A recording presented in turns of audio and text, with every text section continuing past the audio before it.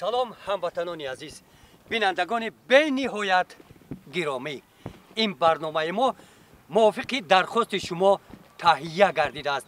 از پی قصه های جالب ما به دهه سرتیز ناحیه به نام تیمور ملک آمدیم. ما رو همراهی کنید. ویدیوهای جالب را از دهه سرتیز ما پیشنهاد شما میگردانیم. دههای سرتیز بین قطارتپه‌های سرتیز واقع است. اهالیش اساساً ازبک زبان بوده. آنها با زبان تاجیکی شیرین گپ میزنند. اینجا در 400 خواجگی زیاد از 6000 آدمان عمر به سر میبرند. از روی معلومات رئیس محله گذشتگان این آدمان به این دهه از دهه کوهستان خوچرخی 70 کیلومتر دور به این موضع کوچ بسته آمدند. درباره نام سرتیز و از کجا پیدا شدن این نام این مردم معلومات پوره ندارند. ما در این خصوص معلومات‌های رسمی را هم پیدا کرده نتوانستیم. در هر صورت نظر آدمان را فهمیدنی شده پرسیدیم که نام دهه چی معنا دارد. اکا جلمال روشن‌تر کمتر. اگر شما گپ زدید که معنای نام سرتیز این معنای نام خواجه سرتیز ما همین خیلی بسیار نامش هر کس هر خیلی میگه. یا خیلی میگه سرتیز سر توز هم بالو همون مودا نمک هست. یعنی توز این نمک میشه با تاجیکی. با تاجیکی نمک میشه. یا خیلی میگه که سر توز میگه. خیلی حاضر ما میدونیم که ازبکوی تاجیکوی یک خیش تاوش شده موندگی زبانشون هم ارلش شده موندگی. یک چیش سر تاجیکی باشه توز ازبکی شده سر توز شده موندگی. یا خیلی میگه سرتیز این معناش همیه که بلندی است.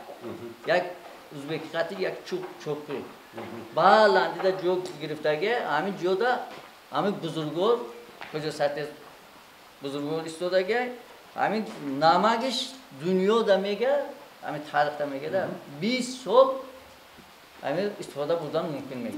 وقتی که فیلم رو ما با گشودن معنای نام دهه آغاز کردیم اکنون بیایید دقت شما رو به صحیفه از تاریخ این دهه جلب نماییم. با مسجد دهه آمدیم. دهه سرتیز تاریخی نهایت قدیمی دارد.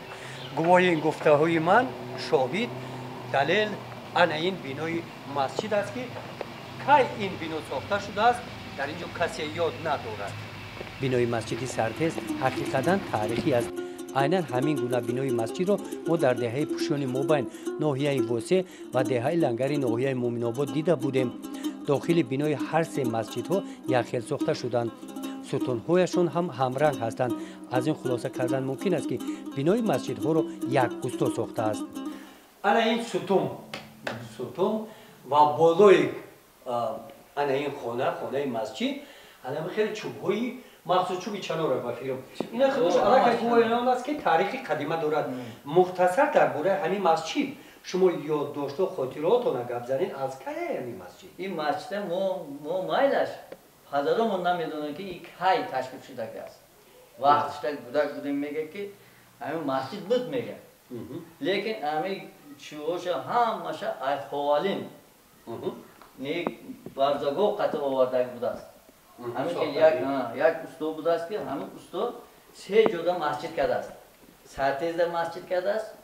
اینه چیه؟ پوشیون بالا ده. بر لنگر ده. لنگر ده. همین سه جدا مسجد کرده. مانند از همین. همش یک خیلی. همین خیلی.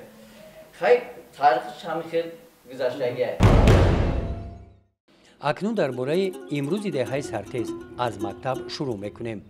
جایی که من این لحظه ایستادم نقطه بلندترین در دهه سرتیز میباشد. از اینجا تمام دهه نمودار است و در این طرف مکتب دهه واقع است و این لحظه هم صحبت من راهبری همین مؤسسه تعلیمی استاد مامنف امیرشاه اکای امیرشاه معلومات مختصر درباره مکتب.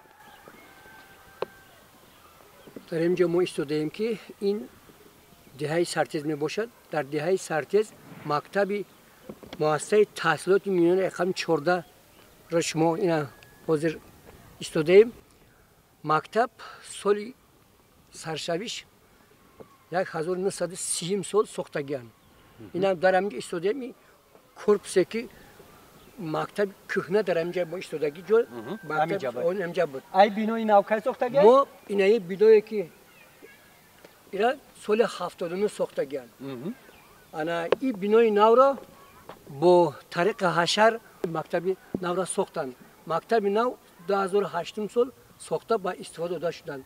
مؤسسه ما حاضر خوانندگان ما 620 طلبه تعلیم تربیت دو بس تعلیم تربیت میگیرن 28 آموزگار کار میکنن 16 زن میباشد 12 تا مرد میباشد معلومات اولی قطعی معلومات اولی خوانندگان ما هر سال در المپیاد نهایی اشتراک میکنن و ولایت هم اشتراک میکنن سال تحصیل 2022 خوانندگان ما از فنهای زبان روسی تاریخ حقوق و زبان جایزه نمایان گرفته صاحب مدال گشتند. امسال خوانندگان ما المپیاد نهایی اشتراک کرده با ولایت راحت گرفتند. روز دومی سیاحت ما در این دهه هوا تغییر یافت. باران میبارد. از باریدن باران اینجا ساکنان نهایت خرسند شدند. گفتند که در دهه ما بارشات باران این فیض است. فهمیدیم که آدمان آب نوشاکی را از آب باران ذخیره میکنند. ماه نوامبر این باران سوم است، گفت امکی جالمرد که همراه ما است. بعد باران یکم که بام خانه ها را آب باران میشود، ساکنان با ذخیره نمودن آب شروع میکنند. انا این قبوری که میبینید این قبوری کانالیزاسیون است. این قبور برای گرفتن آب است. آب باران از شیفر با واسطه همین قبور جاری می شود با این آب هم بار. در همین دهه سرتیز در همه حوله ها همین خیلی آب بار هست که جور دو تا سه تا کدگی گپ زنید برای چخیله برای اینکه ما ایره کدگیم که ما در یک خیلی وقت او نمیویم ای وقت پرو داریم ای تا داریم میویم لیکن یک خیلی وقت همین یادم نمیرسه او طرف هم میگیره بعد ما میمونیم بیا او همین سوال زپاس کرده همین 20 تونه 30 تونه حتی 80 تونه او همین خیلی او ما تیار کرده موندگیه اینا چخیل پر میکنیم ای بارون ای برف پر میشه شما یعنی باران و برف ها با منفعت با فایدهشون استفاده میکنید بعد مزه آب بارانی چخیله این دیگه آواد نگاه کردن ده این دیگه خیلی این مزش بینما شیرین با همه چیز ده چی نداره ده خیلی ضرر نداره هم سبب اورا ما استفاده میبریم با کم کم چیشتن نمک میپرتویم که ویرون نشوه کرم نشوه این بعد چقدر میرسه؟ این مثال 80 تن آب چقدر میبره؟ این برای همه اویله ده نگاه میکنه این اویله اینه جورم کلون است همین سبب دسته 3 تا کدک است چونکه مولوشت میته ما اصلا بسیارتر مول دا میتیم خودمون دا با ای کم میوریم یک ودوز آب 350 400 سوم اگر 5 تن بیاره 500 سوم 6 تن بیاره 600 سوم دا او میخریم سالی که بارون نباره چی؟ اگر سال بارون نباره همون میکچیم 100 سال یک مقصد کشیدنه یکی سرتز آباد چیده است سرتز روز به روز آباد شده است شکرانه الله شکرانه همین جناب عالی همین خیل شرایطو مدت این مشکلی هم حل میشه ماشاءالله اینا دیدین اینا اومدن که را چخیر کدگیم را سوز کردی است اینا چندین آدم یاردم داده است یعنی در همین شرایط سرتز مردم قریب 100 ساله ها عمر به سر برده است همین لحظه ما همین حولی در مهمانیم اینجا کمپیری هسته که 90 سال زیاد عمر داره همین آب باران قطعی خورده همین قدر عمری با برکت یک لحظه پیش همون کمپیر بریم مایلش مرحمت بیریم انا این خانه محلی یک ساکنی همین دهه سرتز می باشد خانه دولخولوی در اینجا زندگی میکند از 90 سال هم با فیرم عمر زیاد است السلام علیکم 99 السلام علیکم اوچا جان ای خدا ناز باشن اوچا جان سلامتیاتون ارزای خدا شکر چند در اومدین خلا 99 ساله شما 99 ساله این آبی باران قطعی کلان شدین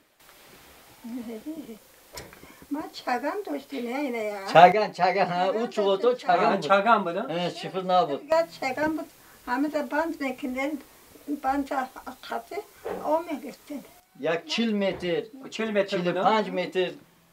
O şirin bu. او شیرین بود از این حوالی با تاثیرات نیک برآمده سیاحتمون را در دهه ادامه دادیم. از این خانه بالاتر بین دهه آب انباری کلان را دیده حیران هم شدیم که در این موضع بیاب این آب از کجا جمع شده باشد. در دهه سرتز انا این آب انبار آبادی همین محل است. اکای جلمه. درباره همین آب انبار گپ زنید چقدر آب اینجا جمع می شود؟ Yine diyeceksin ki şunu bir de çandin tonu o cameşo mu hesap kadar nemetoni. Lekin barakat mu, umid mu ana hamid obam var. Agar amin nameşi yagon kat icaza şişte nemetoni. İyi oboy mu xaridagi mu çıkadagi. این حسابی باران و برف پر می شود. Fakat hesabı boronu barf pırmeşeva. Ha odama hareket ne kucu da o boşa anamsız oy mikne. Ne balanda ne hamasını ne gökne. Traktör kati. تو همین جایی که ما ایستادیم او جمع شود. Ho hamice cam meşe. Baz aynı cam çiğden pas ne kırşıdan pas usume. اوس میره وا انا اکا جلمد یه چیز دیگه بگین شغل همه مردم سرتز دربارش گپ زنید همه را نگفتیم ما Şu اینجا چرمداری Çorvodori, galadori. خب همی قطعی. این پرنده همیجا میپرونه. پرنده هم او پرنده ها. پرنده هم هست. پرنده هست. اومدی همش به همی او هممون همی همی او محتاجیم. آب آبادی شکرانه الله میگیم که همی خیلی آب ما انا همی کوی بلندی در استودگیم. درجه همی نمک انا همی آب ما را الله دادگیم. سفر ما در دهه ادامه دارد. با دقت‌تر تماشا کنید لحظه های جالب را اکنون میبینید. در این سفر با من و جلمد رئیس جماعت دهخود همراه شد. با این پیراهای سنگی راه گشته مثل دیگر دهه‌های کوهستان گرد و چنگ خاک را ندیدیم. فهمیدیم که ساختمان راه‌ها طریق اشر آباد کرده شدند. ساکنان سرتز در کارهای آبادانی محل زیستشان سهم ارزنده می‌گذارند گفت رئیس. بیایید بهترش ادامه صحبت ما را از کارهای آبادانی از زبان آن کس شنویم. با تشبوس وکیلان همین جماعت هر یک دهه باید بین دهها راهشون همش سنگفرش باشند. آبادی ما خیلی انشالله در این دهه آبادی بسیار دیده میشه نقض است. انا این راههایی که دیدیم بی بتابوشی تشبوس مردم مردمی همین دهه سرتز راهی سرتز غلازور در چخیل اشتراکی مردمی شما اشتراکی مردم ما به حد فعالا نقضن انشالله خیلی رفت از دیدن اومدین همه سنگفر شدگی انشالله ممکن که با همین سالهای اخیر با انجام رسانیده شود انشالله. روز سوم مهمانی ما در دهه سرتز باز هم جالبتر بود. با خانه عمک جلمد مهمان شدیم. در دهه سرتز در برابر چرورداری ساکنان با زرگوش پروری و پرنده پروری مشغول هستند. من اکا جلمد که درباره پروریش همین زرگوشو گپ زنید شما چند تا خیلی خرگوش دارید؟ خیلی یک 20 دانه داریم ده. یا هر 40 روزه بچه میکنه بخور. بسیار میشود. تو چند تا رسیدگی هایی؟ تو همین 10 تا 12 تا میذاره. شما رئیس محله همین سرتز همه دارم خیلی ما گفتم خطا نکردم. هر یک 20 آدم ده هست. یا بسیار استفاده میبره که چیز نزده.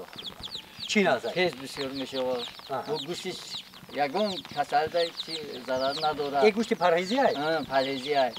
همین سبب یورو ما بسیارتر پرورش میکنیم که خیلی مهمونا اومدن سبب یگون تو سه بود. نه بگذار سرشمار از خرگوشات زیاد شود. نه بیار اینا با جوش تمونه.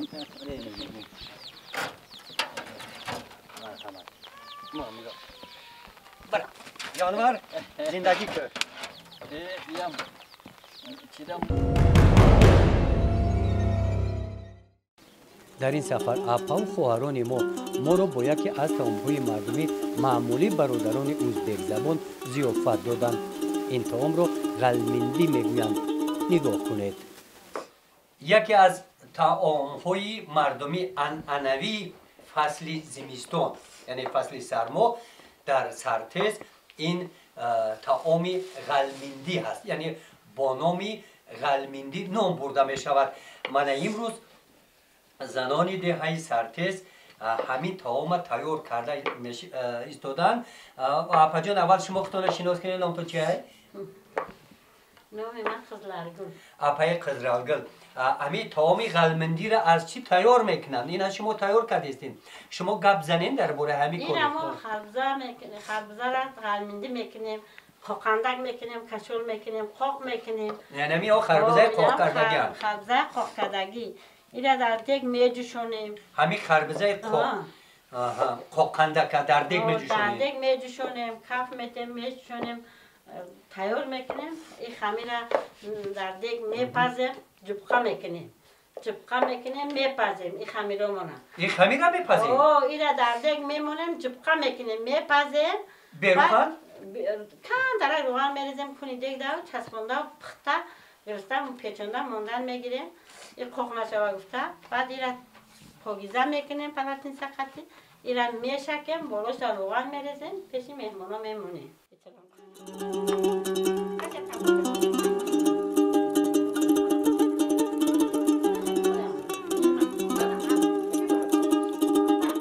برای تیار کردن طعام غلمندی علاوه دیگ رو کم انمی خیلی خطا را میمونن که دیگ نسوزد. دیگ علاوه بسیار دختر. علاوه بسیار اومد؟ علاوه بسیار شدیست. علاوه کمتر میکنیم خوبه.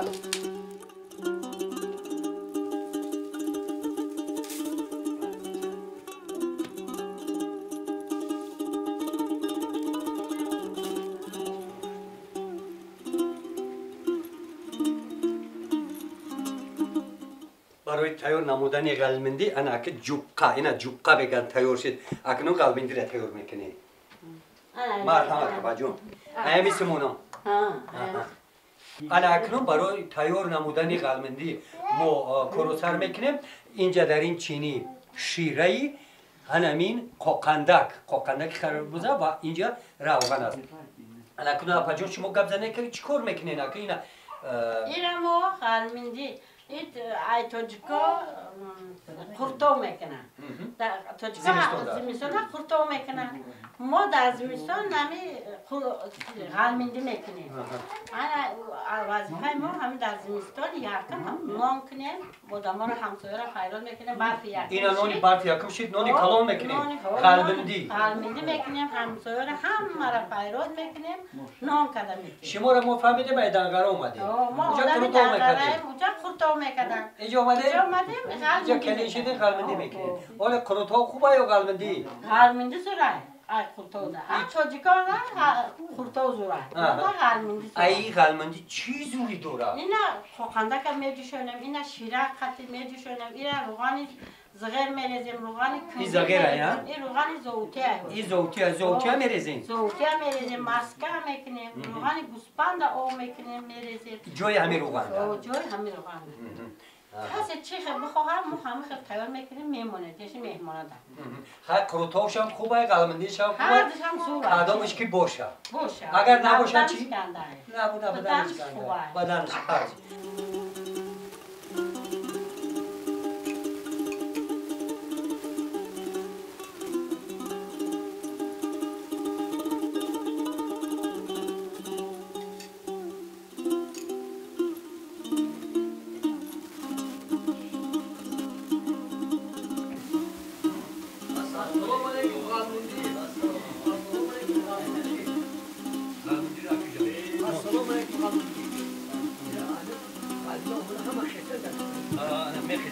انا همین خیلی غلمندی تیار شد و در معرکه با استعمال اون شروع میکنن. این بود طعام مردمی در دهه سرتز. مزهش بنیاید شیرین، از عسل هم شیرین تر. خدا کند که حیات در دهه سرتز همین خیلی دائم و شیرین باشد و همین خیلی زندگی مردم شیرین گذرد. بینندگان به نهایت گرامی، این بود برنامه قصه های مردم کوهستان از دهه سرتز. تا بازدید در یگان دهه دیگر. مرحمت کنیم ها؟ مرحمت مرحمت مرحمت. شیرین شود. شیرین شود. بهترین.